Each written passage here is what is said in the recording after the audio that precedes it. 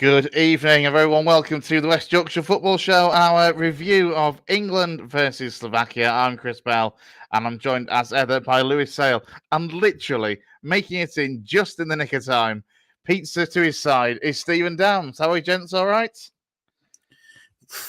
Yeah, that's a very reserved yes from me. We're through. We're going to the next round. It's fine, isn't it? Yeah, if you say so, mate. If you say so. Honestly, I'm gonna still have a meltdown, and I'm preparing people for this. And you guys, and especially you, Chris, will probably know what's coming up. Yeah, I will ask the question: how on earth have we just won that game? Sorry, say that again. I don't know about everybody else, but it broke up ever so slightly for me. Oh, sorry. I'm going to say how on earth did we win that football match? Because we scored 2 goals. We scored 2, and they scored 1. Sometimes football is a really simple game. And also, football can be a very stupid game.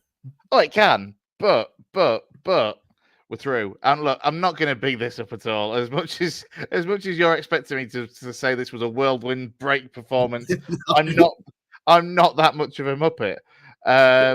But ultimately, I don't really care. I think we said this after. I said this on the streams with you guys. To be fair, after the previous games, I couldn't care necessarily how we get through, as long as we get through. Because at the end of the day, if we get to a final and by some miracle we win it, it says champions England. It doesn't have a little asterisk saying, but they played crap all the way.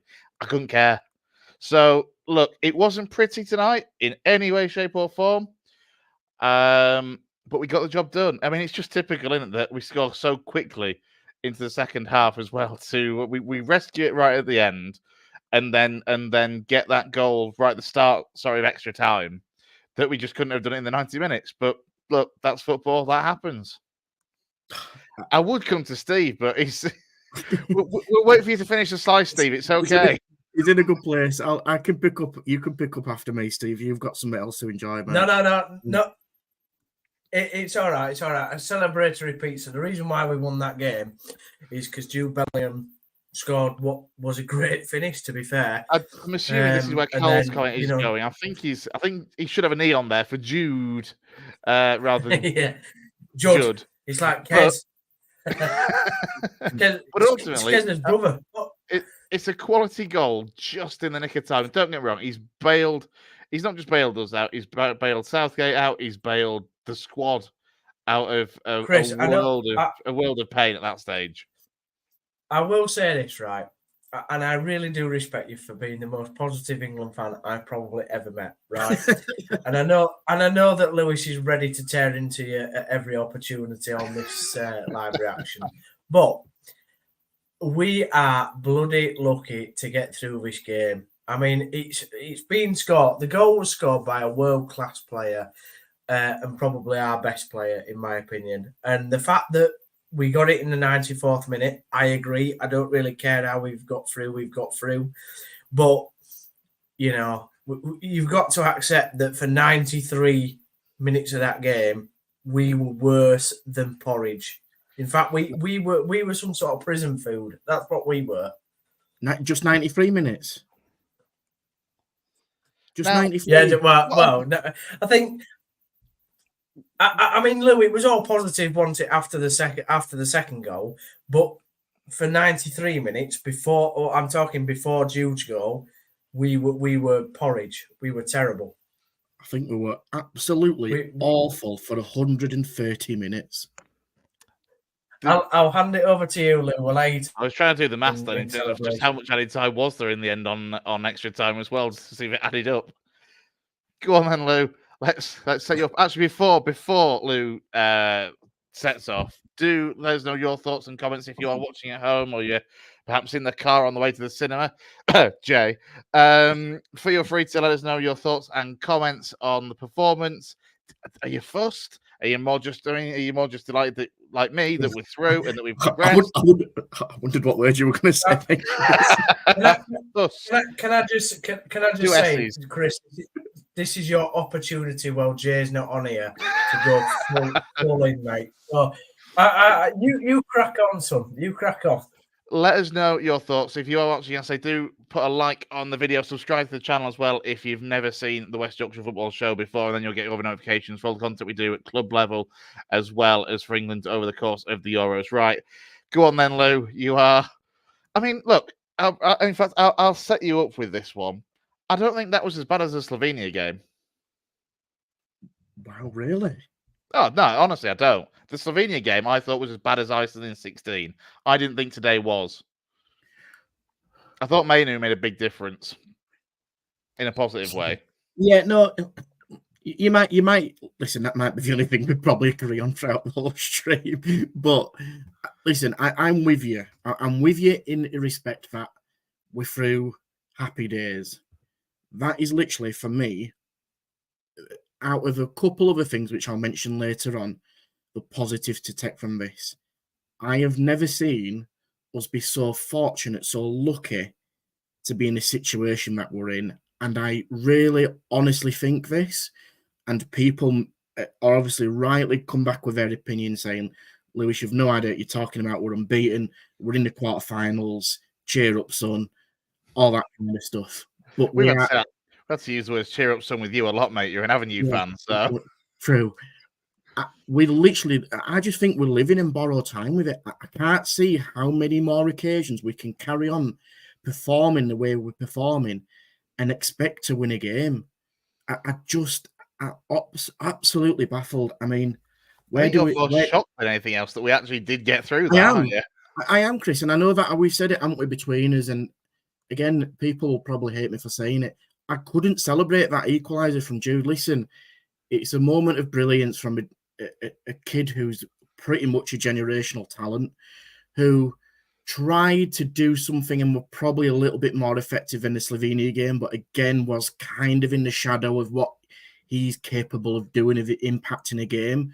But I could see that he had something a little bit about him that he wanted to drive and push us forward.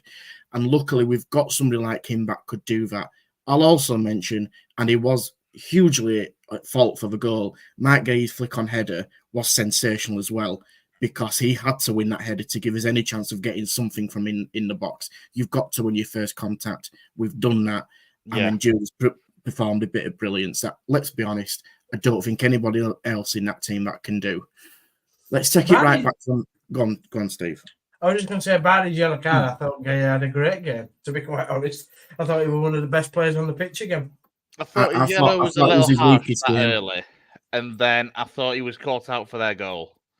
Yeah, I thought it was his weakest game for me. He didn't track his runner, and he realised too late. And to be fair, I thought he was fortunate as well, because as that ball was played through for the Slovakian Toronto for transfer onto, he was easily 2 or 3 yards behind. He caught up for pace, and he luckily didn't clip him. But if Schrantz feels a touch there and goes down, there's a really strong chance that he could have seen a second yellow, but he didn't, crucially. He was better than both our fullbacks on the day. That's what I'll say. I didn't think Walker was that bad. He might. I don't know what Lou thought. I thought Walker didn't really. He got caught out dawdling for their goal. I thought, some of his passing was off. Trippier was the worst player on the pitch for me. I did absolutely nothing. I know you said what a wonderful cross in the first half, which obviously I'm laughing at, and none of the viewers have seen, like the comment in the WhatsApp. I mean, it's probably a good job they haven't seen our group chat for the last 2.5 hours. But I'll be honest, Jay's reaction was absolutely tremendous, and Lou put the best comment in of the night, which I think we might touch on later, which was fantastic. So let's be emotional about it, because that's what we are. We're England fans. We want the team to do well. We want the team to win. We've also got to be really rational about this, that we are probably still the worst performing team left in this competition. Belgium. I was going to say Belgium have been pants. Still left in this competition. Do you think Belgium are better? Do you think Belgium are worse than us? Belgium are worse than us. Belgium were so lucky against the Ukraine. Ukraine absolutely battered them. They were so lucky that they held on for that point, because otherwise they'd have been the one that was bottom of the group and the Ukraine would have gone through instead. I genuinely think Belgium are as bad. I can hear you. I think there's a lot of similarities. Tonight's game, we have turned up against a team who doesn't play with a low block because they didn't play with a low block. No, they didn't. They actually went for it. And the more terrifying thing is that we looked as vulnerable as what we did against Iceland and some aspects of that Bosnia game. And in the pre-tournament friendlies. Yeah, in a pre-tournament friendlies. There's been a lot of mention of Iceland tonight for different reasons, not 2016. Yeah, so it's important not to get mixed up with Iceland 2016. Yeah. No, that's valid. Listen, Mainu had an effect, right? I think Mainu, with a ball at his feet, does something a little bit different that the others do. I thought it was a real shame he got a yellow card, but it kind of seemed to have an effect on him for probably about half a game, and then he started to come into his own towards that second half, which I thought was good to see because that showed a bit of character about him. I think defensively we looked just awful. There were no leaders. There were just nothing there. Concentration wasn't there. Focus wasn't there. Just sloppiness. I think Declan Rice, and I said this at the beginning of the tournament, for us to win this tournament, Declan Rice has got to have the best tournament he's ever had. I actually feel like he doesn't know whether to come or go between the back and the forward because we're just nowhere near good enough at the moment in terms of our performances. I think Mainu probably helped him out a little bit tonight in that aspect, and it wouldn't surprise me if Mainu again started the game. Yeah.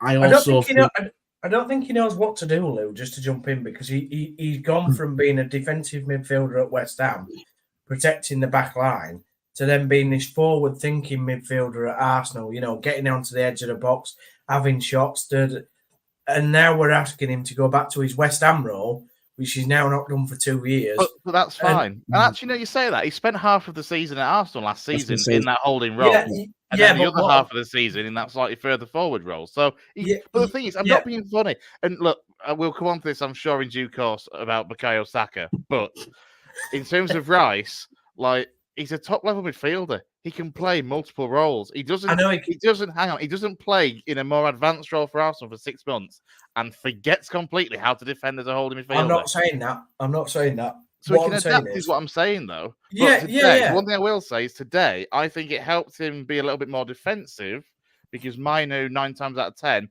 was the more likely of the pair to bomb forward. And I agree with that, and that's why he don't work with Gallagher, because Gallagher sits back and he doesn't go forward. My point was more that not that Rice has forgotten how to do the defensive role.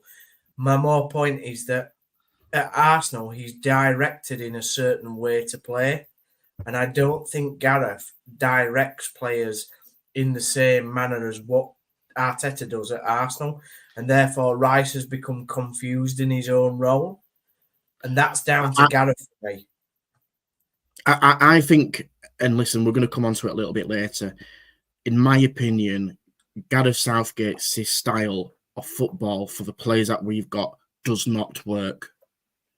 It does not suit the players in terms of what their strengths and weaknesses are. Declan Rice is more than capable of holding that line and being that anchor point in midfield. And you know what? To an extent, he's probably been a 6 out of 10 for the tournament, 5 or 6 out of 10. Nothing spectacular. He hasn't cost us goals. He's done okay. That is it. But what I will say is I think he's got shackles around his ankles because he's been told, I want you to do this job. And to be fair to Declan Rice, he's probably gone, fair, that's fine. And he's probably doing a job with what he's got.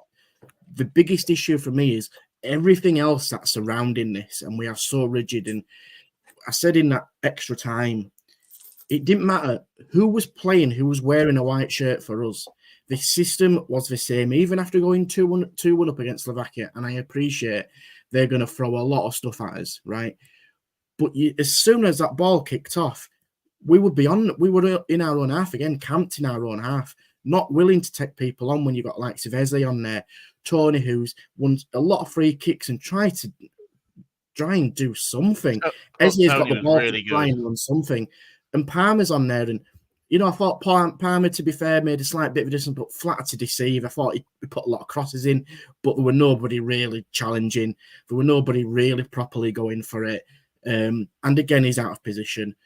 But then that second half of extra time, I'm looking at our players. I'm like, you guys have got the ability to turn this game and be clinical. And I put this, didn't I, towards us all. This is where, in that moment where you've had a euphoric blast of energy, something about it where we've got 2 goals out of absolutely nowhere, but yet let's still go sit back and let's hold on. Hang on a minute. We, in that moment, have got the players on that pitch to get a 3rd goal and completely kill that game and not even worry about that last 20 minutes, 25 minutes. And that's my biggest concern, is that we are still seeing the same issues, the same problems, the same tactical system and style of play that is costing us from potentially winning this tournament, because we know we've got the players to do it. But at one point, and I said to you guys, didn't I could see it. I could almost see Eze coming off and putting Concert in there. I could see it happening. And I know, listen, there's so much more we're going to get into.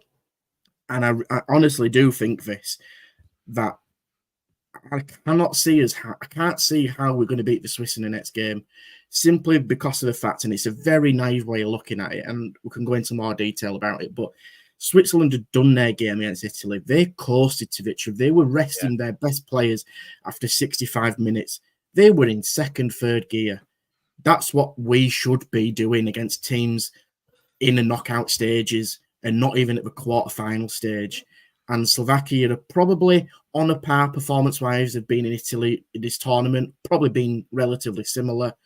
But Switzerland have now, looking at that, they must be rubbing their hands at looking at us going, well, you know what? We'll take these lot on, because the mental energy, the physical energy, the whole emotion about it, it's all there for us to just go, oh, all that energy is now, it's going to have to dissipate somewhere.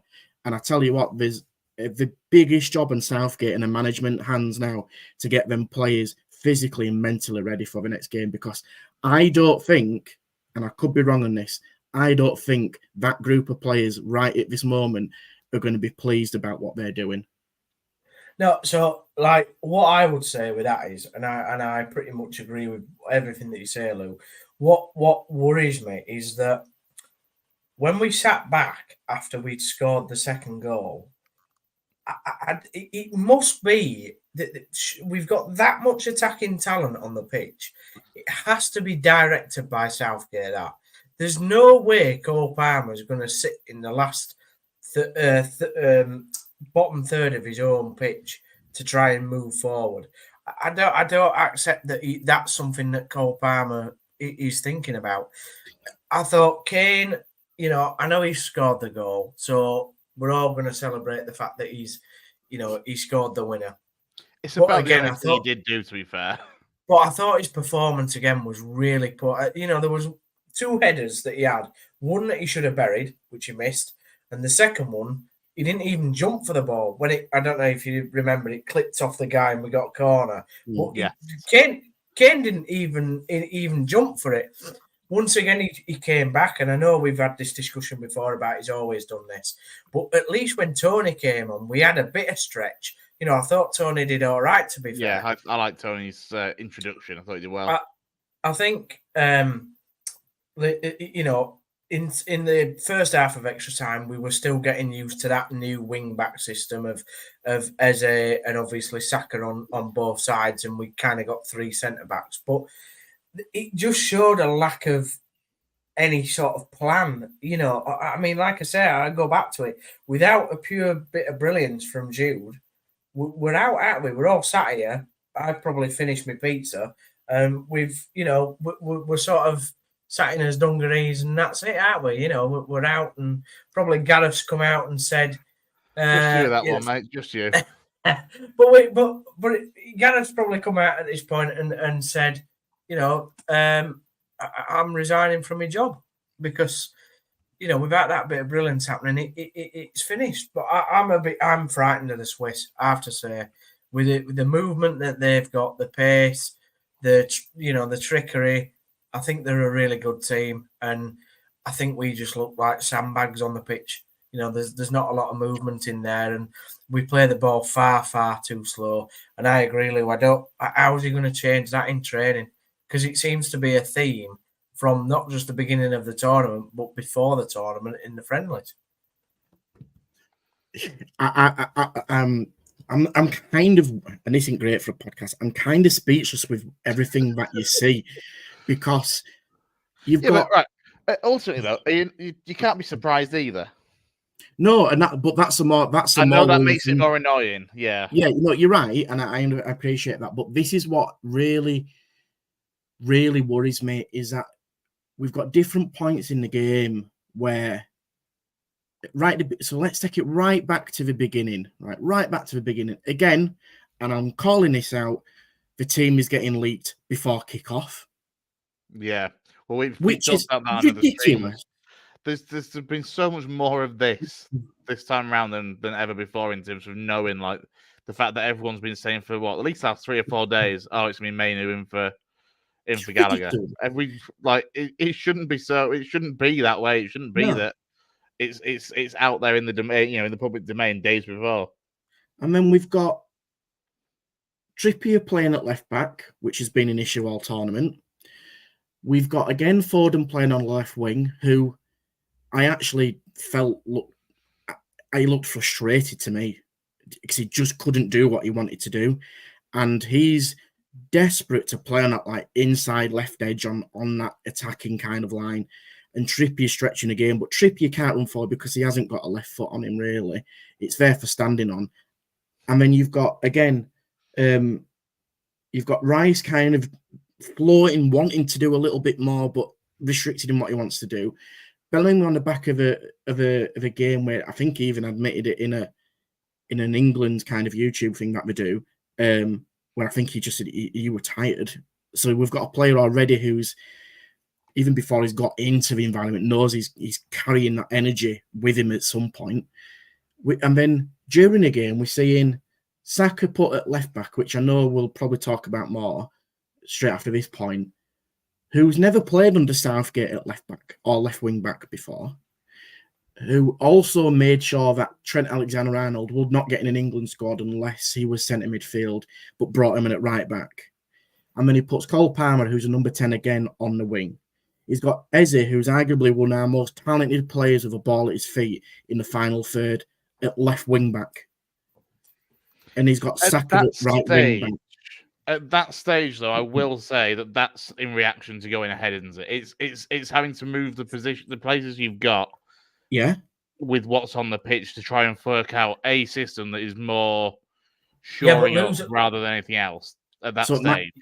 I get that. My argument is, again, we are seeing Southgate.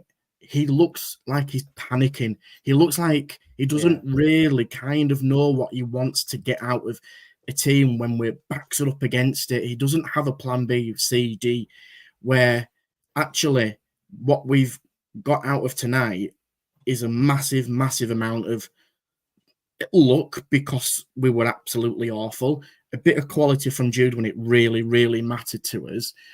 And let's be honest, the second goal, we'll look back, slightly fortunate because as he scuffs it, it's gone straight onto Tony's head, who's been quick enough to react to it, to put it into an area where, I mean, Kane can't miss. Nobody can miss from there, can he? If they do, then might as well just pack your bags and go.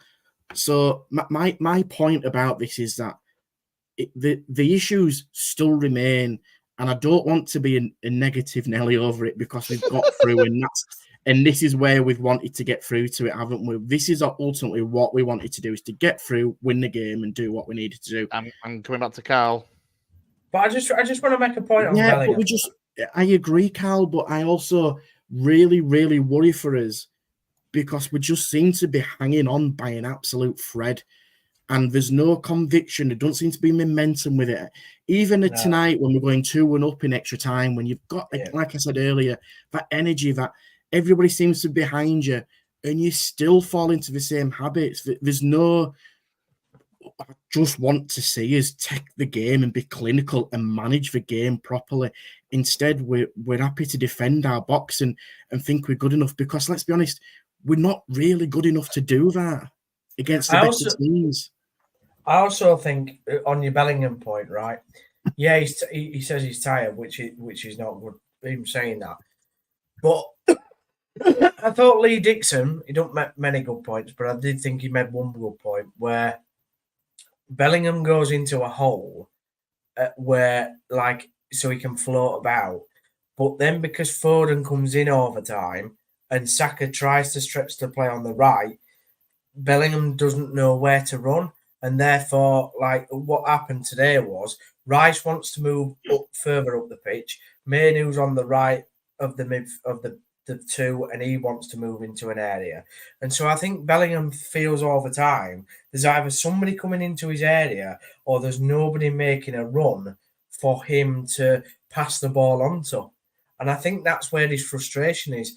He's in a position where everything should spin around him, and the sort of the circle around him in terms of the positions isn't working at its full potential, and that's where I think he's frustrated, and that's why the system doesn't work, and that's why that's why Bellingham ultimately needs to go next to Rice in an 8. We've said this though. We've said this for 4 games, and it's not changed. So I mean, because Southgate's stubborn. We can say it until we're blue in the face. We know we all know, sure as hell is hell, that on Saturday at 5 o'clock for the Switzerland game, Bellingham will be in the number 10. But he shouldn't be. I don't. If we can sit here, we agree because we've been saying this for before the tournament. In fact, I think we even before the squad was selected, we in our little WhatsApp group, we all put out like what would our starting 11 be for the Serbia game, and this was about 3 or 4 weeks before the Serbia game, and we all said the same thing: Bellingham is a number 8 alongside Rice, and we know full well it's not going to happen. But none of us have got. Well, I don't think so. I don't know each other's past, but I don't think any of us have got our footballing FA badges up to what Gareth Southgate's level is. And I'm registered blind, and even I can see it. So I don't understand how a quality. You know, I don't. Shut up, Chris. I don't know how a manager of, Southgate's supposed ability can't see that when literally 13, 14 million people are all saying virtually nearly enough the same thing. It blows. It's like when you sit, right, we all go on a Saturday, right, and to the football. I go to town, and when under last season, when I saw something going wrong on the pitch and 20 other thousand people were screaming for the same substitution or the same thing to happen, and the manager can't see that for whatever the reason is, it just blows my mind. I don't get it. Surely Gareth is aware enough to think, do you know what? There's so many people in the country that's saying the same thing. I just might have a go at maybe listening to them. I've not seen a situation like this in a long time. No, I haven't. Watching the top elite end of football, where a manager and his team are losing 1-0 in the knockouts of a major international tournament, and he's made one substitution, and that substitution was enforced because Trippier had to come off injured. We have an opportunity to make 3 subs during a game, and you get a pass at half time. Everybody, well, I say everybody, obviously clearly not everybody, because Southgate seems to be the one at the moment who can't see it. I could imagine messaging all the people in my phone book and going, if you're watching that game, would you make a sub at half time? I'm pretty sure 99% or 100% of people would go, yeah, something needs to change. It gets to the point where Trippier comes off injured and he's forced into a substitution. But not only just that, he just brings one sub on. He doesn't bring 2 or 3 on to change the system. He brings one on and then changes the player in terms of Saka going in a position where he's not recognised. And I made a jokey comment, didn't I, saying, he's a natural replacement for Luke Shaw when he turns around and there's Luke Shaw on the bench. Like, he must not be fit. The guy must have one leg, honestly, to not even come on. You're going to be shocked here because I'm going to defend Southgate for a second. The one thing I will say is if that change happens and Kieran Trippier goes off injured and he brings off Luke Shaw, everyone's going to slate him for not being more creative, not being more attacking. Like, he went with a positive change to bring on Palmer, put Palmer into a position that he has played for both Chelsea and for England in recent times, and Saka, who is perfectly capable of playing left back. It's what he came through as in his youth career. It's what he broke into the Arsenal side as, is a left back. Look, we had this discussion in the group chat because, again, it's what we said about Rice. Like, Saka spends, 4 or 5 years playing on the right-hand side of the right wing, but he doesn't forget how to be a left back because he did that for 10 years from being the age of, 10 to 20. I totally disagree with your point that everybody would say, or a lot of people would say and moan if he put Luke Shaw on. Everybody would go, do you know what, guys? No, yeah. Well, why has he took him then? Hang on. Why has he not took another left back? Hang on. They took him. We know from the start, Downsy, they took him because they thought he was going to be fit. They thought he was going to be fit for the second group game. So the failure here isn't entirely with Southgate, more with the FA's medical department. No, I'm not having that. If all the England physiotherapists and medics are saying, yep, it's fine, he should be back to play, because we all knew before the tournament started that he was in there because they said that he'd be back to get some minutes for the second group game with a view to be able to start for the third and crack on. And obviously, something's gone tits up. It's not all on fucking Southgate. Gareth can see, he's got eyes. He can see whether Shaw's on one leg in training. But he has been training. Yeah, but you can tell whether somebody's fit or not. And the fact is, he hasn't played since February. And the other thing is, so we're saying about Saka going in at left back, right? And you're saying, and I agree with you in terms of your emotion, what you're saying, it's a positive change. But I disagree with your point when you're saying, and people would say, well, that's not a sensible change. Put in Luke Shaw on who's crossed. What? Okay. If you can't, hang on. It wasn't sensible. I said it wasn't positive. Hang on. If you can't put Luke Shaw on, oh my God! Sorry, Georgia he's on one leg. Spain. Georgia are 1-0 up against Spain. That's Spain. Spain are as crap as us. If you does can't predict them to win it. No, I didn't. I predicted them to play us in the final. So there we go. Put that in your pipe and smoke it. Tell you, mate. We're on the same team here against Chris. But my point is, if he's not going to put Shaw on, he's taken or Conser, but more Joe Gomez as the more natural left back fit, and he hasn't played a minute either. There's no way in a game how many of around 16 fixture, Chris, he should be putting Saka as left back. And the fact that Luke called that first in the group chat was spot on. But this is, hang on. Right, we can't sit here and say, all right, if he puts Joe Gomez on at left back, and then you complain and bitch and moan and whinge for 4 fucking games about how we don't have a left footer at left back, when he's literally put Saka, a left footer, at left back. Yeah, We've all been complaining about somebody that can't cross a ball first time because Trips has to check back. Chris, Shot horror, left footer can cross a ball with his left foot down there. Chris, you're a sensible lad, right? I think you're one of the smartest lads on this podcast, right? Genuinely, far more sensible than you with the balls you're coming out with here. I'm actually giving you a compliment if you take 2 minutes to listen, right? You are one of the most sensiblest, cleverest lads on this podcast, right? But the fact that you think Saka at left back in a round 16 tournament for England in that position is a good thing.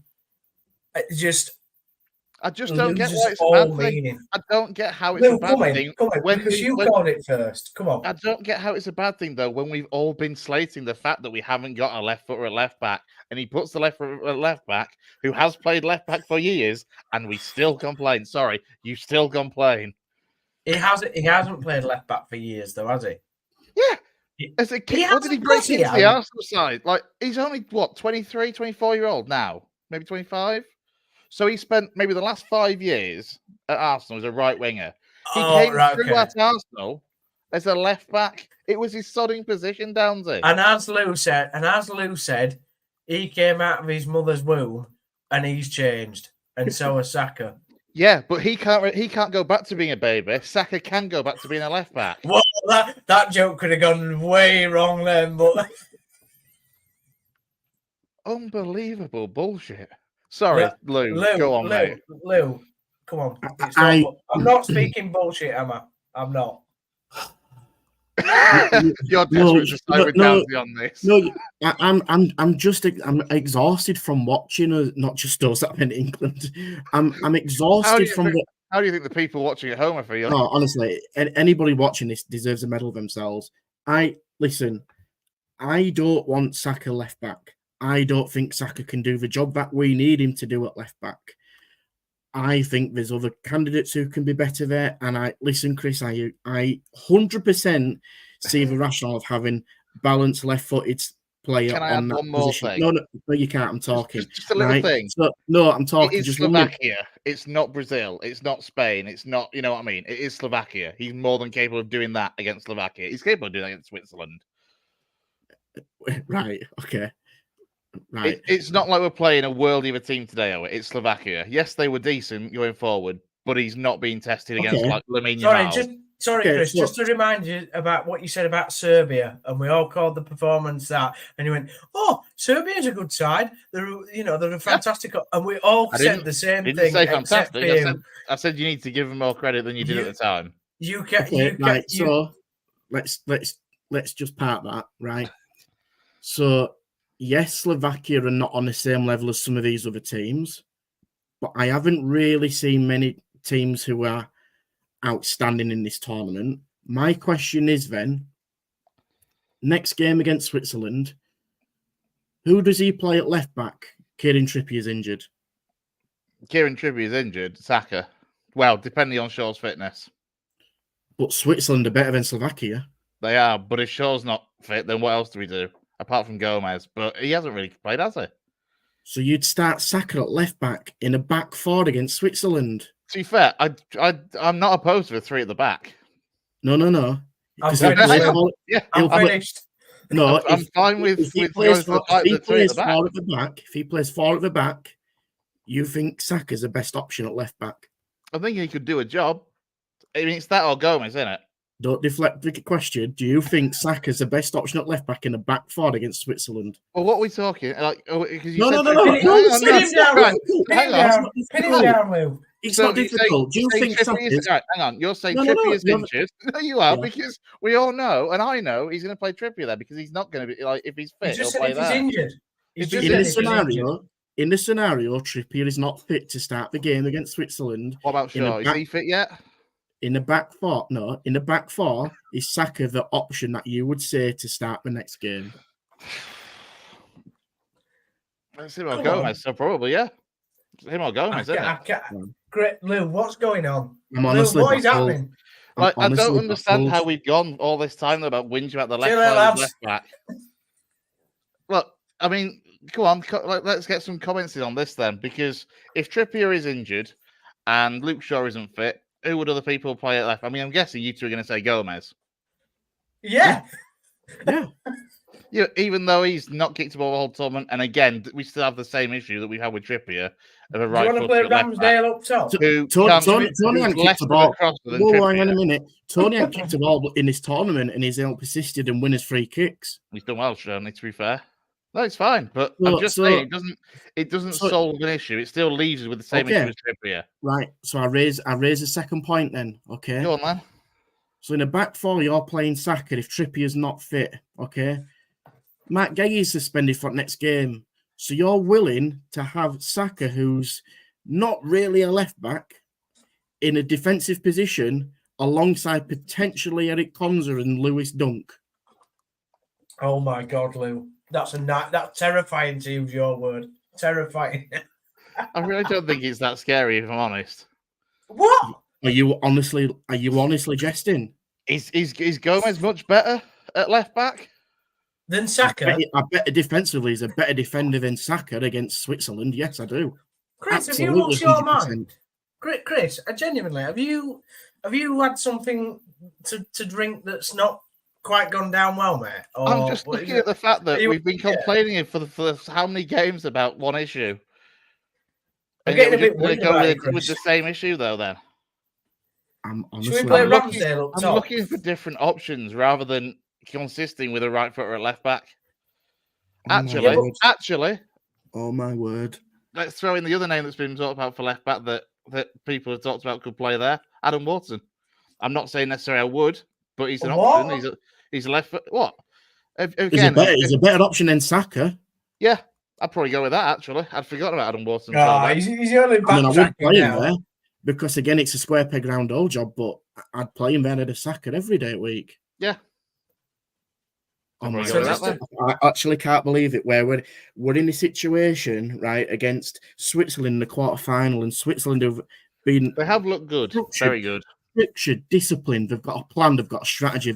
They have some of the quickest, most agile wingers who are taking players on and running at them and directing them, and yet we're playing Bukayo Saka alongside Lewis Dunk.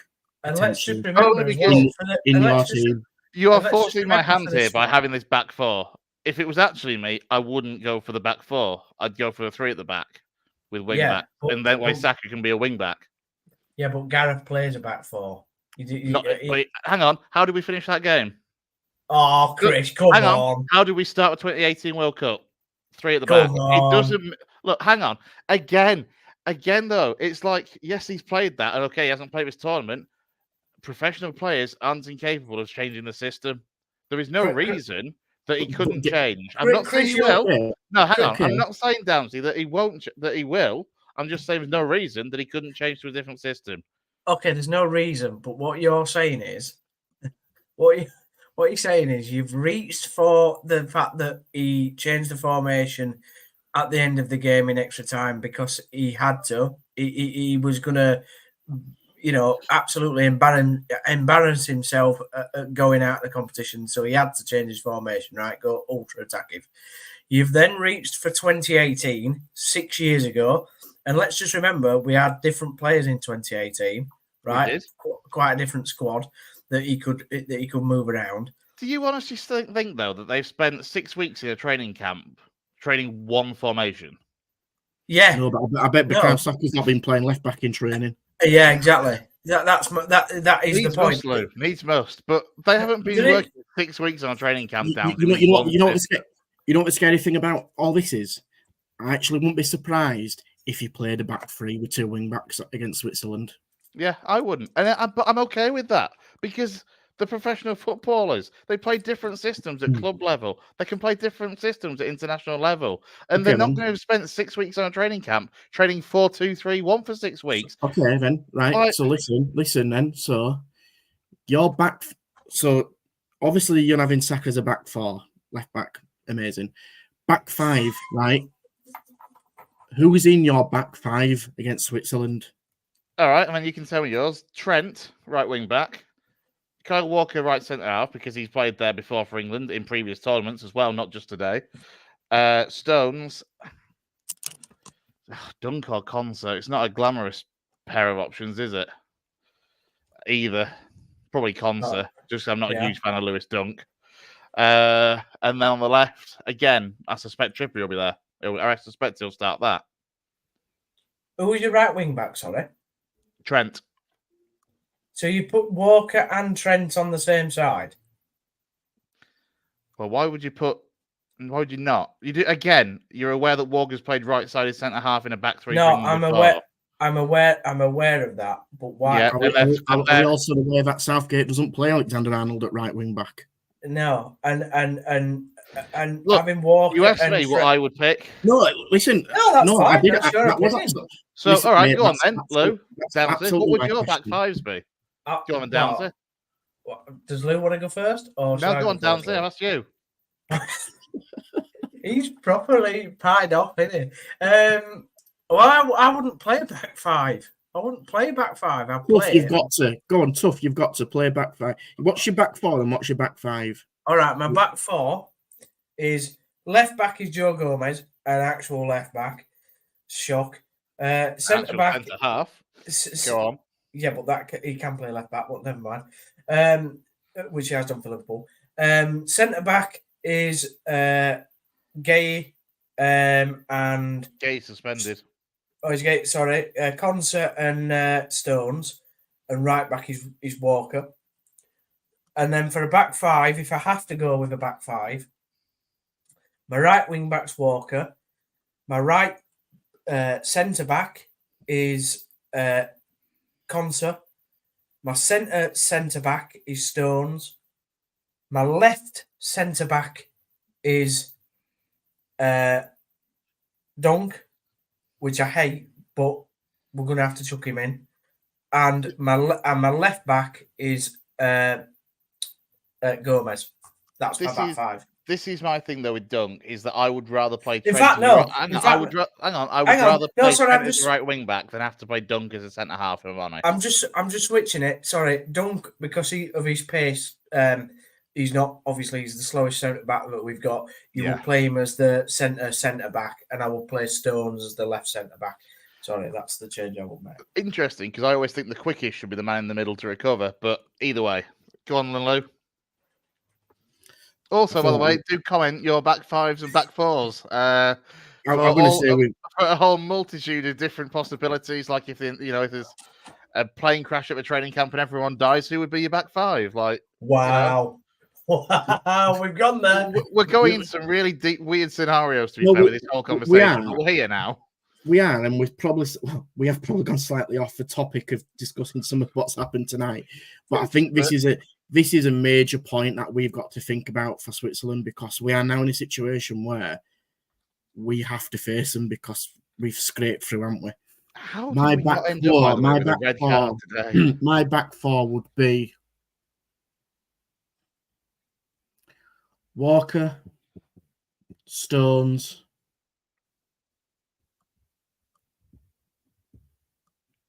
It's not a great choice, is it? Let's be honest. Concert and Dunk. I quite like Concert at club level, but I'm just not sure about it at international level. And the same applies for Dunk. This is where I want Jared Branswaite back.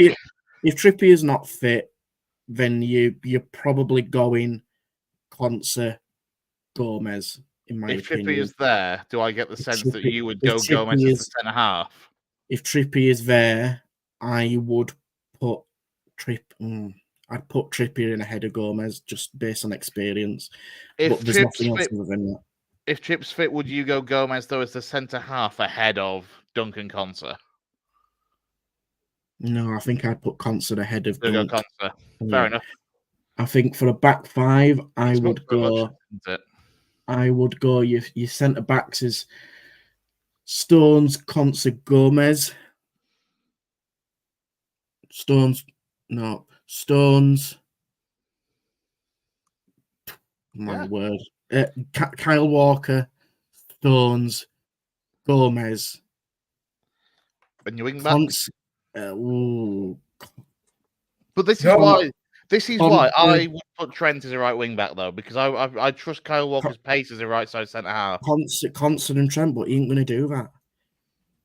Listen, I think it's just it. Honestly, what's happened tonight, despite us getting through, has a massive knock-on effect for that Swiss game, because that back line looks absolutely terrifying. Gay's yellow card has thrown a bit of a spanner in the works, hasn't it, really? I mean, obviously, yes, his hand got forced in it, but I can't see any benefit between a 4 and a 5. I can't see where we are. This rate, you're flat back 8. Yeah. Could Rice play centre back if you wanted if you wanted to do a back 5? You could put Rice in at centre back and have a more dynamic midfield, couldn't you? I cannot believe you're sitting here slating me for having Bukayo Saka playing at left back. Lil just said you could do it. I'm not you though, Downsy. I'm not how you are slating me for having Bukayo Saka at left back, and yet you've thrown in Rice at centre half. And I agree, he could do it. But that's I agree. He could. But Rice is a more. But Rice could slip into a more natural centre defensive midfield sort of mindset into a centre back slot, rather than Saka going from a right winger to a left back. I would never. There is one of those players has played in that position before, and it sure as hell isn't Declan Rice playing centre half. Yeah, but no. Anyway, we are digressing badly But here. it is a positional sense where, because Rice is sat so deep onto his centre backs, it's like when Hoggy plays for us, right? I'll just give you this example. When we got promoted to the Premier League, Hogg would go back into the back line. We played a back four, but Hogg would go into the centre of the centre backs, get the ball, come out with it, and press. I don't see why Rice couldn't do that role in a back five either. I think the way the Swiss are going to set up, and again, I know we'll get onto it later on in terms of more about what's happened tonight, because we are incredibly we're so frustrated about what happened. Is that they've potentially got Mbolo, they've got Ryder, they've got Vargas, they've got Ndoye. We probably need to play a back five to counter what they're going to do to us. Because I think if we play a 4 against the front 3, we're done, because they're a better team than us. Right at this moment in time, they are a better team than us. So somehow he's got to work out what that looks like, because it's not a case of managing ourselves in terms of we need to be that best team and people should be worrying about us. We haven't got that luxury now. We haven't deserved the opportunity to put ourselves top of that podium and go, people need to be worried about us. The Swiss are going to throw everything at us. And I tell you what, we should be pretty scared of what they could do against us, because our best aspects of what we can do, and we haven't seen it tonight, despite the goals, because they've come from certain situations that has prevented us we haven't created them chances. We've probably won them opportunities of getting a throw in and blah, blah, blah, blah, blah. But what worries me is that we're up against Switzerland, who are so drilled, so disciplined of what they can do. And our best aspect sometimes is when we're off the cuff, when we look a little bit dangerous, we're a bit edgy, we've got a little bit of swagger about us, a bit of attitude. I haven't seen it. I haven't seen it at all. And I think that's the only way that we're going to beat Switzerland. And I'm just not seeing it. But I think let's take a step back. I think, again, tonight, we know where the faults are. We know where the issues are. There's nothing changed from 5 o'clock till now, 8:30 when we're reviewing it. There's nothing really changed from there. If anything, it's throwing up even more questions where we are and from where we should be. I think Kane had one of his worst games I've seen him play.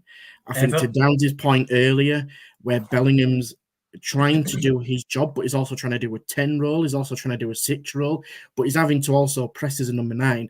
And I made the point, and I've watched that first goal over and over again until I can see it just closing my eyes. It's come from your attacking not being the defence, where Kane hasn't pressed his man. He hasn't pressed his man to get to the right back, who's put the ball over the top, which Gay's caused confusion for it. But if you press as a unit, again, it's not that difficult. And people from the outside know that if you're going to press together, Bellingham is pressing 2 men when Kane is just kind of dawdling around and kind of hoping Jude's going to get something. Actually, maybe do half the energy and let Kane, you help him out, because we might have got into a situation, ironically, where he might have charged the ball down, which is what Kane did straight from the kickoff and the first whistle. Yeah. The thing that scares me about the Swiss as well, Lou, is Mbolo from. I just think he's a magic player, him, and I'm a bit frightened about our potential centre back pairing coming up against him, because he does move around, he does drag people from the centre back spot, and they are a very fluid team. We've seen them now playing, 4 games, and they move the Italians like chess pieces, and they can do the same to us. And what frightens me is that we still look like sandbags, and they're like water. And how it's fluid. I just that's one to chalk up with your best. Yeah, thank you. I am just a bit worried, I have to say, but I don't know how he changes it. I don't know how he changes it, lads, because he's not going to change it. And he's got when do we play? Saturday, 5 o'clock. Saturday at 5 o'clock. So he's got basically 5 days to change it, Annie. So let's put this question out to you both, and then you've kind of answered it there down to yourself. So it's probably more aimed at you, Chris. Does Yeah. Southgate, so let me phrase the question correctly. Do you think Southgate will change the way he sets up his team for Switzerland next Saturday? I would be very surprised. I would be very surprised if much changes. I think he's shown that when everybody's been crying out for changes in system, in personnel over the course of the group, and before today, and we saw today that it was like the previous two games, one change. I can't see him making a great deal of difference, personnel-wise or formation-wise, before for the Switzerland game. If I'm honest, I'd prefer him to, but I can't see it. Do you think he was right then to make his substitutions as late as he did? No, I was like we all were in the group chat screaming for changes far earlier, to be honest. But if there's a silver lining, it's kept some energy in the legs of with making those changes later for the ones that did have to come on. But it's clutching at straws for a positive, isn't it? I wouldn't. Deadly serious about this with the leaks that we've seen. If I was Southgate, I would not tell anybody the team until 9 o'clock on Saturday morning. Yeah. I'd just say, right. We'll know by tea time tomorrow, won't we? At this rate. Yeah, well, I'd just say, look, nobody's getting the team. I'd say to the players, look, you're just gonna be ready. We'll have a week of training and be ready because you might be picked, and you'll be told on Saturday morning at breakfast when we're all at breakfast in the hotel. That's what I'd say. If there's any social, like the media people, and we're media people, so we obviously like to have the team ready to get graphics and stuff ready. But on this occasion, if I were Gareth, I'd just say, sorry, I can't help you. But Yeah, you just give nothing away. Give absolutely nothing away. Because it is ridiculous that we sat here on Friday, on Sunday at 5 p.m. and most of us knew what the change was going to be on Thursday night. I mean, that is ridiculous, isn't it? The main thing is, we already know what he's probably going to do next Saturday. I know, Lou, but my point is Slovakia had at least a day in training to practice that one change, which they didn't have to practice a lot. For the last game, I said that for the Slovenia game because we knew Gallagher was going to start. But I can't be any more pessimistic. I'm really sorry, and it sounds rubbish because we've won 2-1 and we've got through to where we need to be, but it feels incredibly shallow.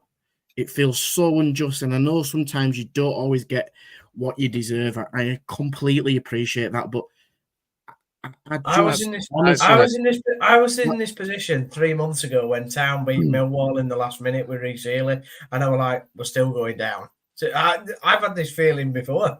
I feel like it's just delaying an inevitable of what's going to happen. We know what's probably going to happen. We're just waiting for it to happen. Whereas for me, it's like I said right at the very start, and I'll stick right now. I say, if we play as badly as we have, but somehow keep getting through all the way to a final and do the same in a final and win it, I wouldn't give a monkeys. No, I get that.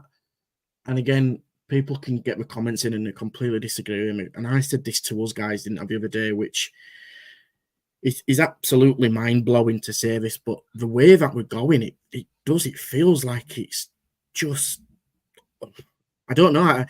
I want us to win a tournament in my lifetime. I really do.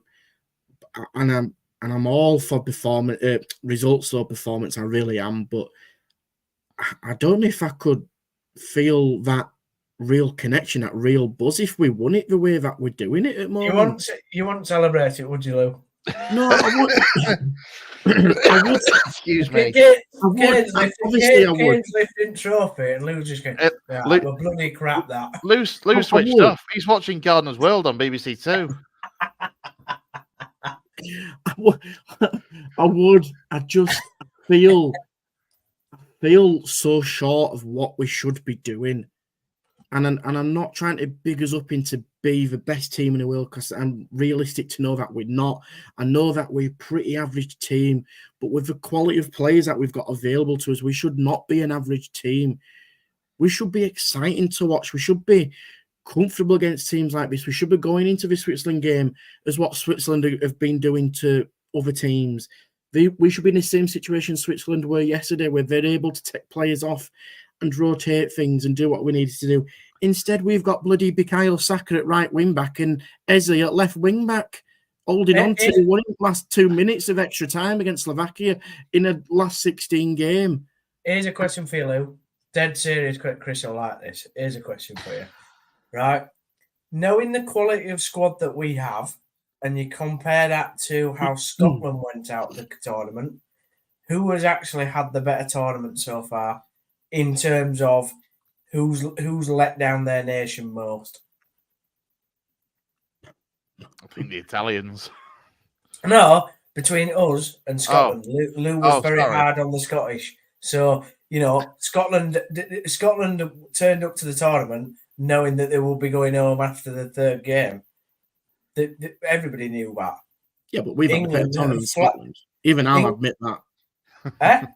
Even I'll admit that we've had a far better tournament in Scotland, despite performances. That's not my point. Scotland have got a terrible team, really.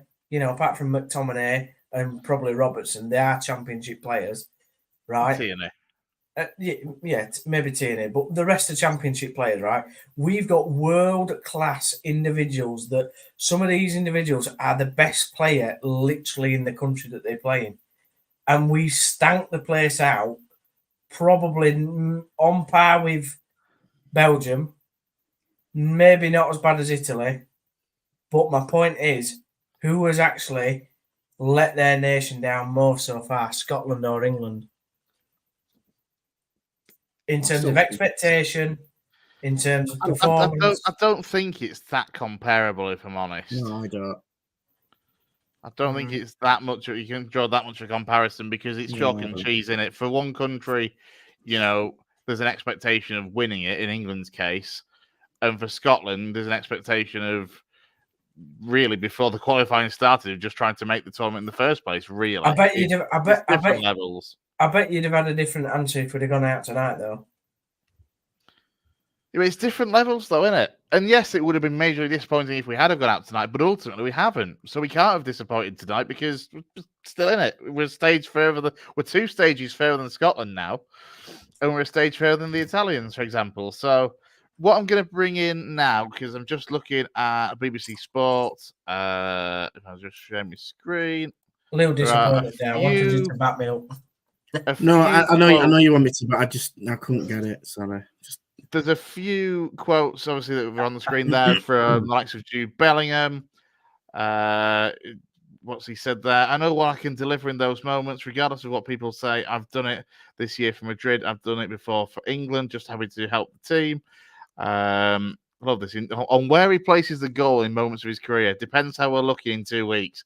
If it ends up being one that helps the team win the cup, then it'll be right up there. And as for the result, he said, a good win through to the next round. Very happy. It's been tough the last week or so to keep the negative energy out of the camp. I think today they will have been ready for us. We showed the character that England's missed. It's very important to get through. I mean, he's not entirely wrong. The key thing is getting through, which we've done. I'm just going to bring a few more of the quotes, by the way. There is a little bit more from Bellingham. When I can see it for Gary Neville's comments instead. Where we go, Bellingham again continues. We won this game together. He said, I think the performance was really good until their goal and even after. We had massive control of the game, always threatening the final third, maybe just looking at that final touch to create big chances is going to be important for us going forward, definitely. On the overall team effort, he said, look at who came on. We've won this game together. Not me, not Harry, not individual moments. It's the likes of Ivan Toney, Eze, Palmer, Saka going to left back. So he rates it. It's the sacrifice you make for the team, and that's the energy we need to keep regardless of what goes on. I mean, I've just flipped back and I can see your faces. I don't feel like you're buying what you're saying there, Lou. No, listen, it's hard because he's in a situation where they probably feel more relief, don't they, that they've got through because they know that they've got away with one. I understand the sentiments, I do. I actually thought he I wouldn't say he was good. He provided that moment of magic that we needed from someone at that moment in time. I thought he was better than he was against Slovenia. but I would Denmark. still think that the style of play does not suit a player like Bellingham, the way that others are playing in around him in terms of positions and current performance. And we've also got to take into account, yes, he's a generational talent and he's an unbelievable player. And I will back Jude Bellingham, as you guys know, until the very end. But there's only so much he can do. He's 20 years old. He's played a full season in a brand new division, a brand new country for probably the world's best team. And he's near enough at some points carried them through difficult moments as well. He can't do it every time. He did it against Serbia. He's done it again tonight. There's only so many times he can do it. And yes, it's gracious of him to say we've all done it together. But let's be completely realistic about this. Like Downsy and you guys have said before, if it wasn't for Bellingham's goal at this moment, we would be out. I could imagine the press has already written Southgate's resignation letter. We know what would happen in that moment in time. My biggest concern is, again, our performance levels haven't given us any kind of momentum going into the next game. We're just clutching at straws and finding... Listen, it's not a bad way to sometimes grind out results. I get that. But tonight is on the extreme for me. That very rarely happens. That really does rarely happen, where you get yourself out the proverbial and you also back yourself to score a goal within the next 30 seconds straight after extra time. That doesn't happen a lot. And it's a perfect way of doing it. It absolutely is. But I'll still come back to the point is that we still don't have that killer instinct to see the game out and make sure that we're relatively comfortable instead of being on the edge of our seats and biting our fingernails and watching crosses come in. Because I tell you what, the likes of the Swiss, the likes of Austrian stuff and that we're going to face at some point later on, or if we do, they'll better them chances. They absolutely better them chances. This is a little bit of what Southgate has had to say. He was speaking to BBC Sport. He said, "I'm so proud of the players and the spirit the lads showed. Everybody we put into the game played a part and helped us get over the line. They're all pushing and helping each other, and tonight that made the difference." Talking about Jude Bellingham, he said, "Fantastic. We were thinking we should take him off, but he is capable of those sorts of moments. We know in the game itself, we needed to be better with the ball. We couldn't find the right solution in the first half, and we did do better in the second. Under that pressure, they kept probing. In the end, it's the old-fashioned long throw that gets the goal. Those moments can happen when you keep wearing a team down." As for what he said on Harry Kane, he's an extraordinary goal scorer. He's leading the team so well. He's been exceptional as captain, keeping the ship steady. He's been through it before, and nights like tonight, which the younger ones will refer back to, as that is what happens in tournaments. Any comments? Hang on a minute. There's a little bit more from Southgate as well, actually, which I can come to in a second. Go on, Lou. He thinks we did better in the second half. I thought we did better in the second half because they didn't really have a sniff on our goal. We didn't. Oh, he's got a funny feeling the game wasn't dead. Funny that, mate, innit? Because you didn't make any substitution to change the game, did you? And it looks like that's what he's saying, though, isn't it? Tactical stroke of genius by bringing Tony on with 2 minutes to go. Put him second at left back. That's got Roberto Martinez's first game written all over it, hasn't it? Honestly, the game wasn't dead. Lou is not happy with them quotes, Chris. I'm not going to say, let me just read this. So he said he was speaking to 5 Live at this point. He said, "I had a funny feeling the game wasn't dead. I know that sounds ridiculous. We were pushing and probing. Ultimately, it is the one we have thrown in the box that got us the goal." On Jude Bellingham, he said, "With 15 minutes to go, you wonder if he's out on his feet. Him and Harry Kane produced those moments, and that's why you don't make changes when people are clamouring for more changes. We had enough attacking players on the pitch." You know what? Well done, Gareth. You've won us that game. Well done. Really well done. Really well done. A bit more from him. He said, "We felt that Bukayo at left back gave us an extra attacking outlet." See, it's not just Gareth. He said, "I have to say the courage shown by the players was fantastic tonight. As regards on the quarterfinal against Switzerland being his 100th match in charge of England, he says that's neither here nor there. We haven't come to get to a quarterfinal, but to get through a night like tonight was fantastic character. And we now play a Swiss team that have been very good. We have a couple of days to recover and get ready for them. Yeah, well, he obviously thought Saka was that good at left wing back that he immediately put him at right winger when we went 2-up. So, yeah, well done, Gareth. Right wing back with Eze at left wing back.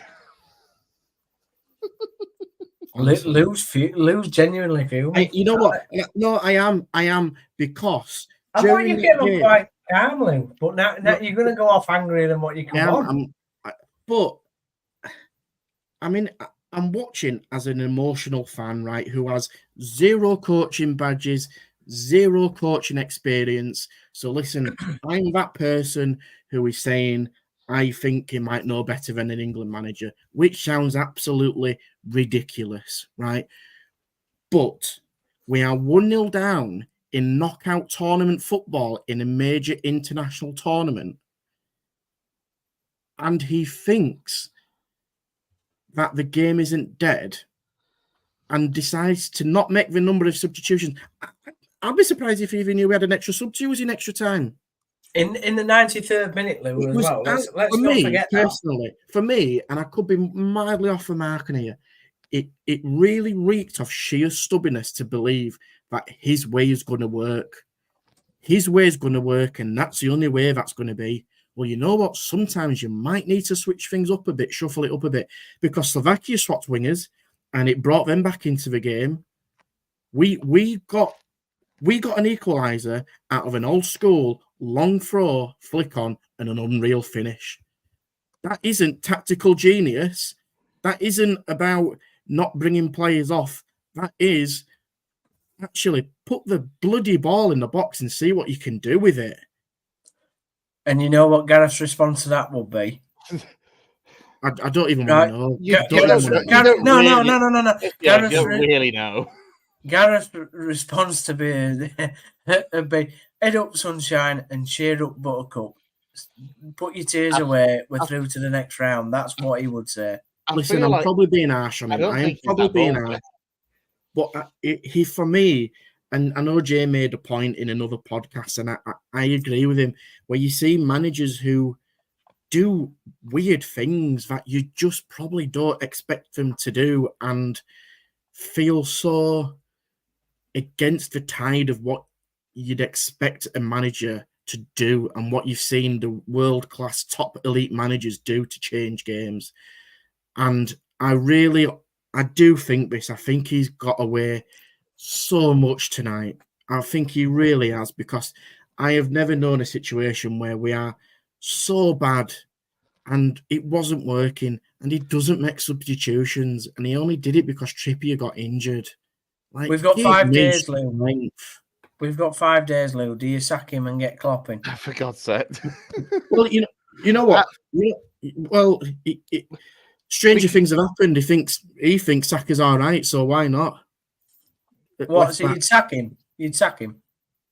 I think for us to stand the best chance of winning this tournament, and if the option was there, Downsy, I absolutely would.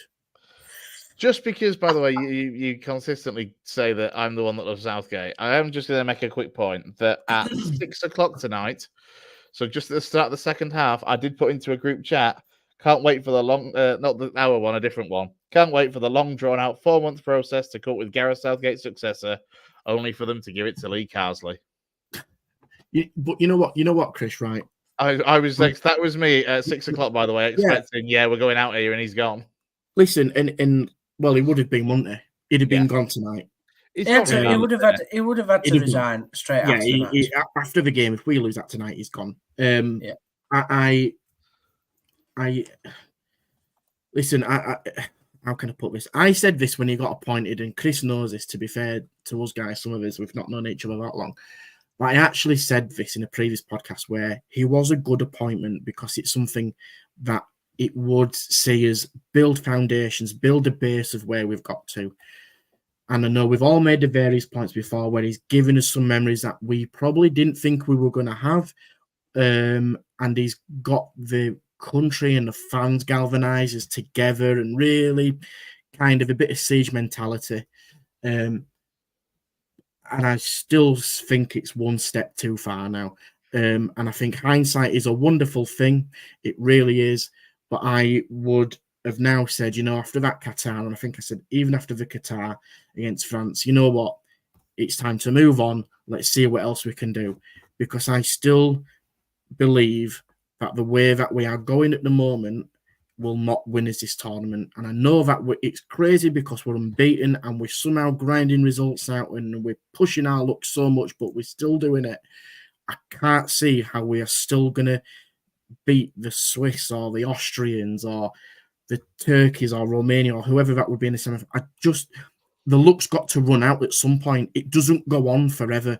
You've got to have a performance in your bag to get you through to that next stage. And we're nowhere near it. We're nowhere near it. I'll be honest, I can't. Lou, maybe it can just keep going enough. I can't. Honestly, I can't. I just can't. It's like I can't. I don't know how we can go on for so much longer. I can't believe the side of the draw we've got. To me, when that happened, I was like, this is really the fourth tournament in the row where we've had a really good side of the draw. Like, we've hardly played any big head bar, probably Germany, and even that wasn't a stellar German side back then. Germany in 21, wasn't there? And then obviously France in 22. That was the killer when we did hit that big side in France. Yeah. Yeah. But by that French side, Chris, we should have won that game. And the Germans, we've not really played a killer team. Now, the difference this time is, Switzerland and, like Lou says, Austria are looking really good, aren't they? Normally, if we play Switzerland at this stage in probably the past 3 tournaments, we're going, well, yeah, it's a bit like when we played Sweden, isn't it? We're like, yeah, they're all right, but they're not an amazing team. But actually, the Swiss are looking damn good this time. So, on a different note, it is interesting because you're not the first. Like, I was listening to TalkSport last night. I can't remember who was on at the time, but I was driving home late last night, and they've just done the same thing that you guys have just done as well. Is there's almost an assumption from the other side of our side of the draw that after Switzerland, it would be Austria. The amount of people that are writing off the Dutch and the Romanians. I know Austria have been really good, but I don't think it's a foregone conclusion that Austria get through, if I'm honest. Like the Dutch have conceded too many goals for me. They're as well. Yeah, but they're like one of them teams like Man United used to be. If you score 3, we'll go and score 4 and beat you. That's the type of football that the Dutch are coming up with. I think that would see them going through, by the way. Yeah, I know, but what I'm saying is I don't think that can. The thing about Ralf Rangnick and his Austrian team is they're very disciplined, aren't they? So it's whether the Netherlands would be, if they ended up playing, would they be able to score many past Austria? I don't know the answer to that. I don't presume they would. If they get past the Romanian, because it's the Romanians, isn't it? But the Dutch have got Austria have got Turkey. So actually, that's not even a foregone conclusion either. No, I think they'll beat Turkey, but I think the Dutch will beat the Romanians. I think Romania's done remarkably well. And I tell you what, I'm cheering Georgia on at the moment. I really hope that they beat Spain, but that'd be an unbelievable result if Georgia somehow get past the Spanish, wouldn't it? I mean, we're talking about it would be amazing. We're talking about dominoes going out the competition. You'd have Italy going out. You'd have Spain going out. France haven't looked that good, for honest. No, but the problem is they've got Belgium. Aren't we so much more relaxed, by the way, Lou, when we're talking about other nations instead of our own? Well, I'm annoying myself even more because I'm looking at some more of a reaction after the game, and I really just don't think they get into the absolute root cause of why we are so bad. And listen, I'm all for. I am for celebrating. I am for the players really galvanizing together and doing what we should be doing to win the games. I get it. And they're talking about this togetherness and spirit and all. Great. Happy days. Brilliant. But can we also just have a little bit of realism and openly admit saying, you know what, we got away with one there. We absolutely got away with one, and we know that we need to be so much better to do this, that, and the other. Harry Kane's apparently come out saying we worked on that long throw. We didn't use a long throw all game. No, he's not said that, Lou. He's not said that. Was the He's great not- gay flick on, wasn't it, that then fell for Jude? He's Quote, not from, said that. from whether this is absolutely translated right, I don't know, but I'm looking at some reaction now. What's your right? source? What you were on earlier. BBC Sport. Yeah, BBC Sport. Let me try and find it. He's never come out and said that they've worked on that. The long throw we did in brackets for the goal was something we worked on. No, I don't. No, I'm not having that. Why? No way. Because Stoke worked on Rory the lap throw-ins because they knew it were going to work. Wait, hang on. 80%. Like Lou said, they didn't take one up until that point. There was not one long throw. So how can you work? If you worked on it, then you should do it more than once. Yeah. Yeah, but do you? Of course you do. Chris, come on a minute. You cannot tell me. Hang on 1 second, right? You're not telling me they've gone, you know what, boys, right? We'll work on a long throw, but we'll save it to the 95th minute, right? And we'll see if it works. No, I'm not saying that. I'm saying they work on throw-ins. That'll be short ones that then work around the corner. That'll be long ones. That'll be ones sent back to the halfway line. They'll work on various different throwing routines. Just because one throwing routine isn't used repeatedly time and time again, like Rory Delap at Stoke, doesn't mean they haven't worked on throw-ins. Doesn't mean they haven't trained it. I don't get what, at Bradford Park Avenue, Lou, Danny Whittaker will have his players doing lots of different things with different distance throw-ins. I don't understand. We're clipping this up. This is a clip up, is this? Because if they've worked on a long throw, why didn't they do it before the 95th minute? If they've worked on it and think it's successful, why have they not done it before? Because they saw this.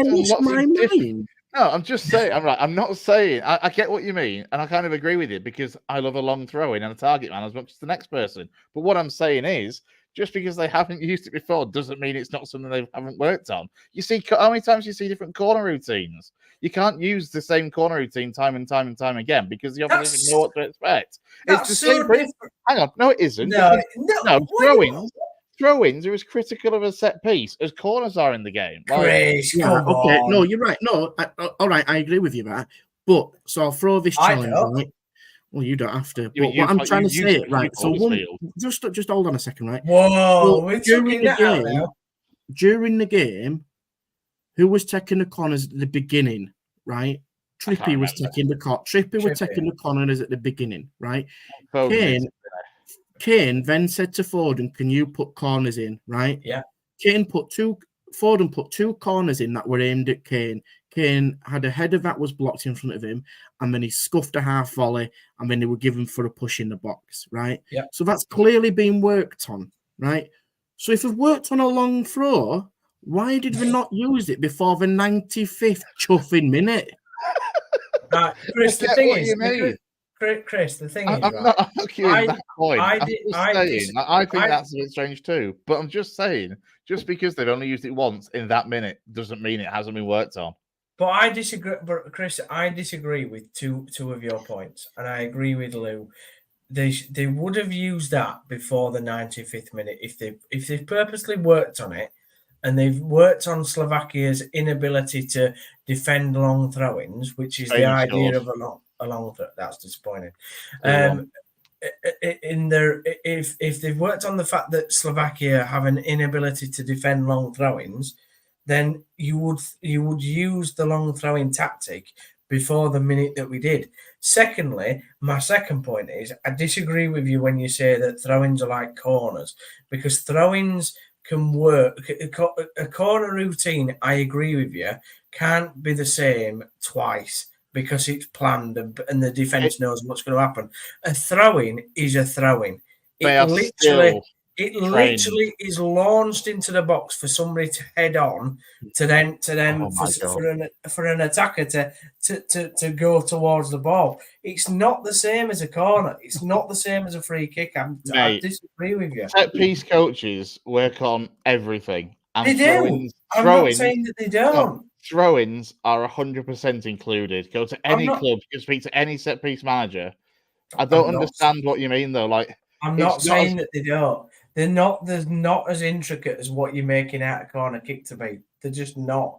But they're still trained to the same level of importance as far as clubs and Yes. nations are concerned. I agree, and like Lou was saying, and like Harry Kane's clearly said, if that throwing had been practiced and worked out on a bit of paper or back of a fag packet, a week ago to score a goal, they would have done it before the 95th minute if it was that intricate and important.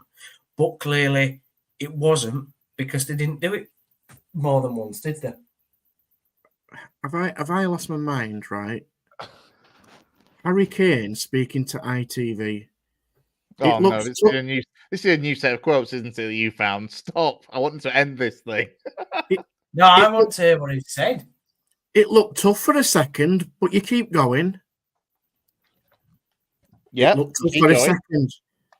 It looked tough for a bloody lot longer than 1 second, mate, right?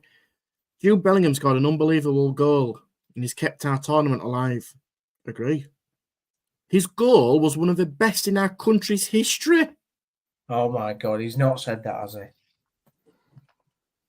he? He's not said that. Oh, your faces are fantastic. I mean, I've said it before, as much as I love footballers, they're not always the brightest in the box. Oh, wow, you can tell. Did anybody see the Cole Palmer, by the way? Yes, I did. He's such an awkward interviewee, isn't he, Cole Palmer? Grief. What? He's not as awkward as Aaron Moy. I am delighted is not the right word. I am relieved we have got through. And I am relatively pleased that the players seem they've got that spirit and togetherness that can get them through the line, which is all that we are clinging on for, because performances don't suggest that we can do much more than what we've been doing.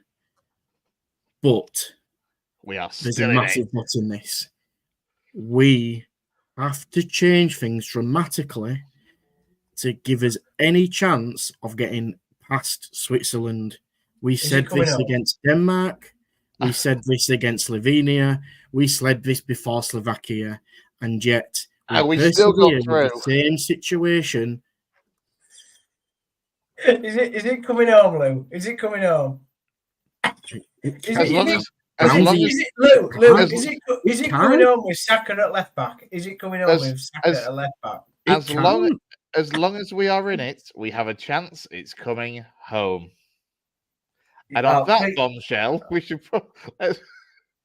What? Tell me I'm wrong. We're still in the competition. The Scots aren't. The Italians aren't. I can't believe how positive you are, Chris. I love it, by the way. I really do. But I genuinely think I'm not positive about the performance. I'm positive about the result, and we're still in the competition. You've had a lot of smoothies tonight, mate. Do you think we've so? I've been on 0.5% shandies all day. All day? Well, since 2:00 when I woke up. I was working late last night. So, listen. I commend you, Mr. Belfort, your optimism and your sheer stubbornness in terms of wanting us in feeling and being the positive one out of us, right? Can I just? This is a genuine question because I am really intrigued into kind of sometimes my head. Because, yeah, no, I am, and I don't take that the wrong way because we're all a sensible bunch who have a really good discussion and debate with each other, who back each other up in terms of reasoning, whether we agree with each other or not, right? But do you really at the moment think that we are in a place where we can win this tournament? It doesn't look good. Like I said, I'm not saying he still wants to say yes, right? But ultimately, look, what did I say right at the very start? I couldn't care how bad we play if we progress through by the skin of our asses every single time, and we win it. I don't care. At the end of the day, if we somehow get our hands on that trophy, it says that we're champions. It doesn't say England are champions, asterisk, but they've been crap throughout, does it? Chris, nobody remembers how you get there. They only remember the winners. Chris, and you know what? Sorry, Downs. And what really grinds against me is I am all for that, right? Because I have been advocating a lot of this stuff in the past, and I'm kind of I am not kind of. I have been going away from this, where I've always said it's a results-based business, etc. All that kind of usual rubbish that you come out with, right? And performances don't matter. I just can't, for the life of me, see how we're going to continue this way of going through the tournament by doing what we're doing.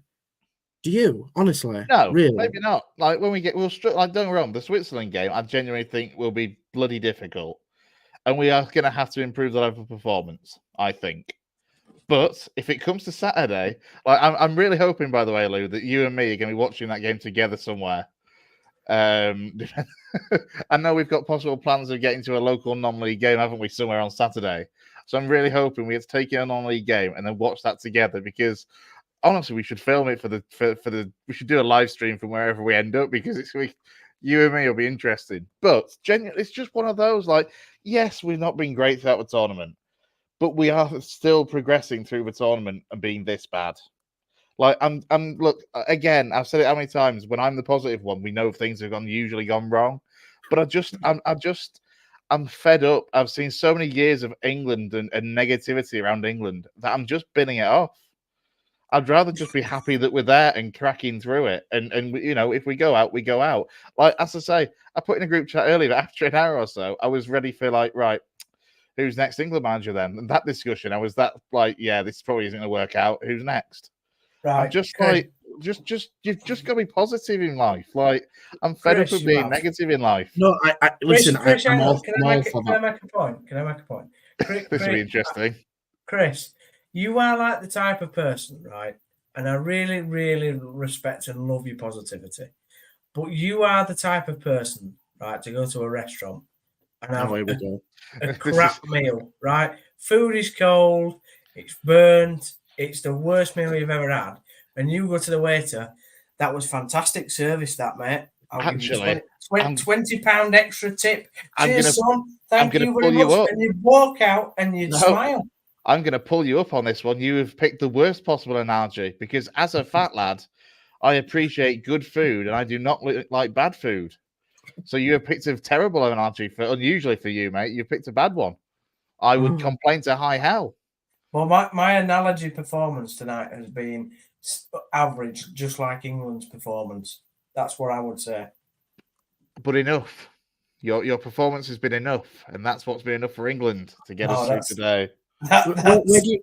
Go on, listen, Chris. Again, fair play, because you backed your argument up. I get it. I do get it. Do I agree?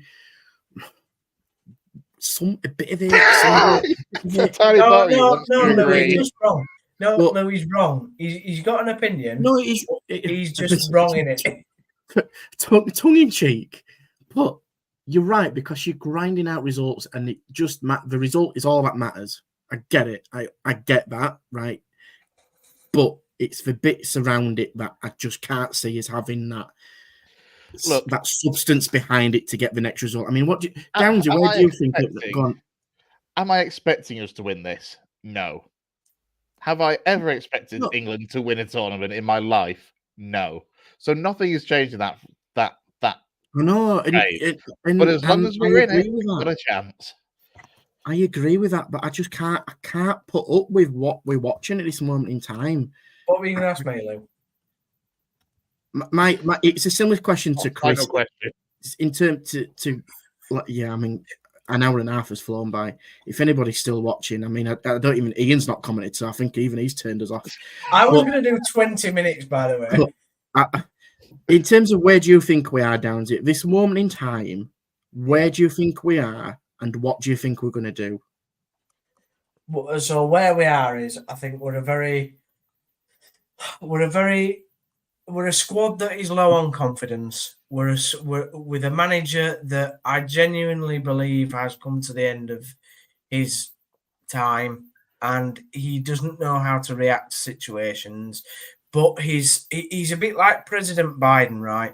He does an interview. Oh, let's just mute it. In this 20 is risky territory. We're about to a massive American audience.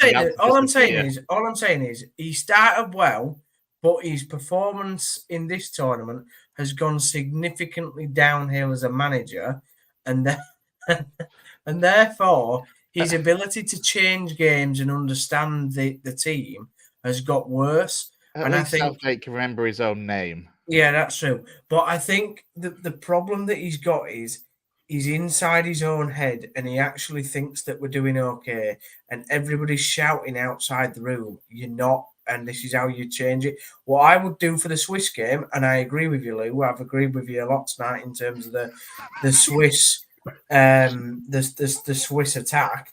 I'm very worried about how we'll set up, and I think he needs to do something different. If you look back at tournaments like in 1996 when Venables did something different, and it changed the whole demeanour of the tournament. When Robson did something against the Dutch, 90. and it in 90. He went And through it at the back.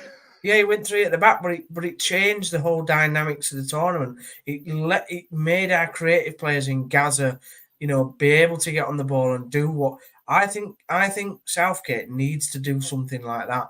I think he needs to have a moment where he wakes up and goes, "Bang! I'm going to change it this game, and I'm just going to do something totally wacky, totally different, and not tell anybody in the team until Saturday morning." Because if he plays the same team on Saturday as what he has done tonight, we're very likely to see, and the same style, we're very likely to see the same turgid performance.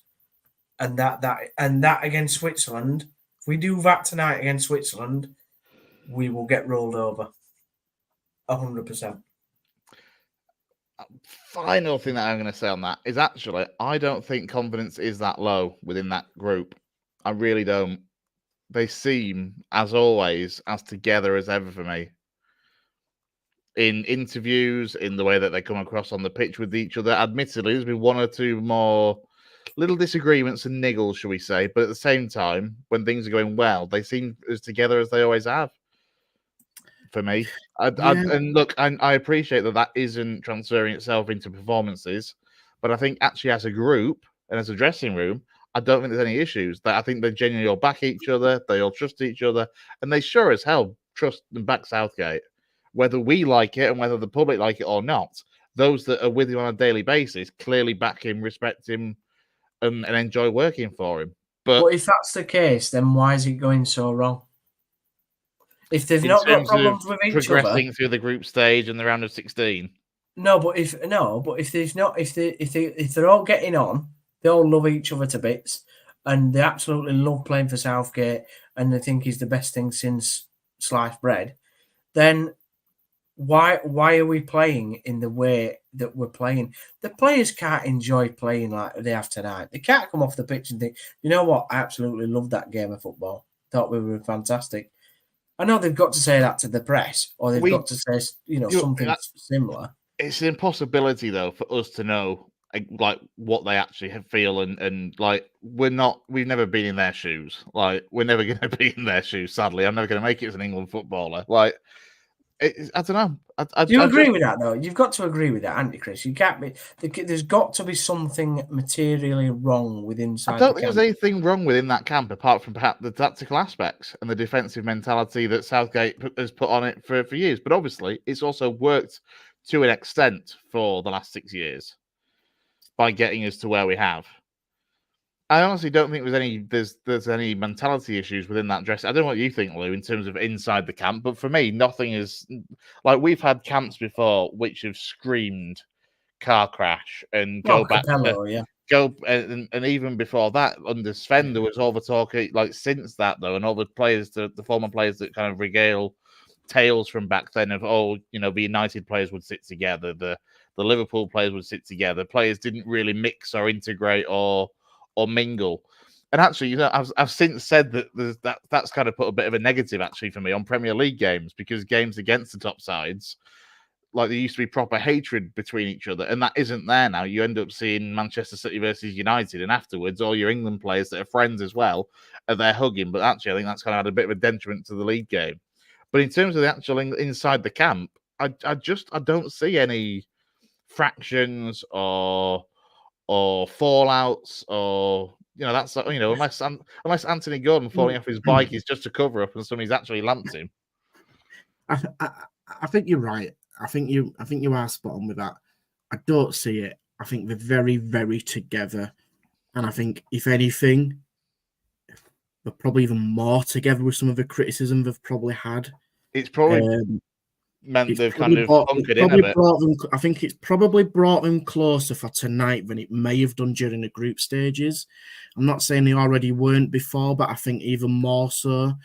Listen, the things that have worried me of what I've said repeatedly before is about these leaks of teams and stuff. That's what worries me more than anything. But I think they're definitely playing for each other. I think they are playing for the coaching staff.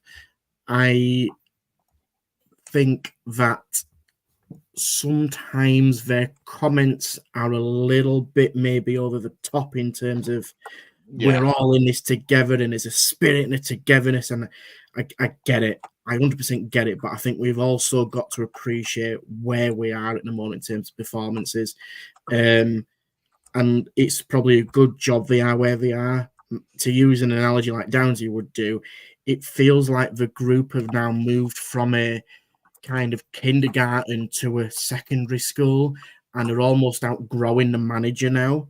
Yeah. That's where I see it. Whereas I think Southgate before could look after them and nurture them and help them grow. And I think we're now in a position where they've just gone a little bit beyond that leaving school stage. And they need somebody else to kind of look after them and mentor them in a different way. Woo, Lee Carsley. I am proud of you, my young grasshopper, for taking on my analogy. Yeah. My young paddy one. Yes, I agree. I don't think there's kind of that falling out tension between the camp, and that's ultimately, I think, what's getting us through. And it's weird because it can get you so far, and we all know how powerful and strong that unity can be. My worry is that mentor that's looking after them in a moment, I don't think is that right person to take them to the next level. We will see in due course just how far that can take this England squad.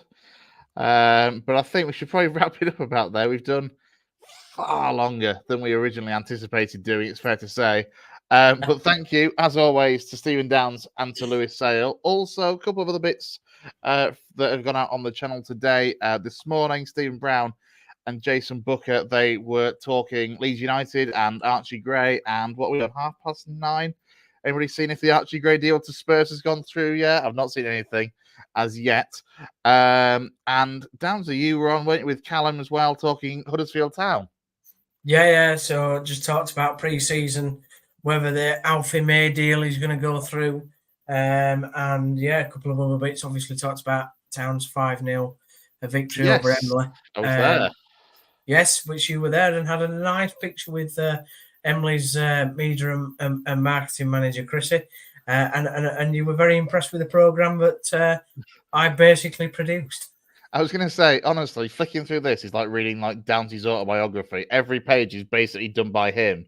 But look, I'm just going to point that out. Including that page. Yeah, how good does that look? Yeah, you see, thank you very much to Emily Football Club for letting us put that in as well. Yeah, thank you. Absolutely. We will also be back tomorrow night with our usual Monday night roundtable, where I have a sneaking suspicion because I think, Jay's not here, is he? I don't think. But I think Brownie might be around, Gaz over here. I feel like the other ones might want to put their 2 penneth in on the England situation. But we're focusing primarily on all of our club sides: Leeds United, Huddersfield Town, Bradford City, our non-league clubs as well, Guiseley, Park Avenue, Farnsley, etc. as well. And we'll also, whilst we're on, be taking a look at this week's non-league pre-season friendlies, because they are back thick and fast. Lou, there's a lot this week. We were talking about it last night privately, and there's a lot of games coming up in the next 7 days for people to try and get out to if they want to get away from the telly and the football that's on there. Yeah, might actually bring a smile to people's faces, yeah. And on that note, we will end. Big thank you, as always, to Steve and to Lou. Thanks for joining me, gents. Cheers, mate. Have a good one, guys. And we will be back tomorrow night with our Monday night roundup. Don't forget to follow us on social media on X at W Yorks Football, on Facebook as well. The West Yorks Football Show, also the name of the YouTube channel. From the three of us, though, very good evening to you. Enjoy the rest of your evening.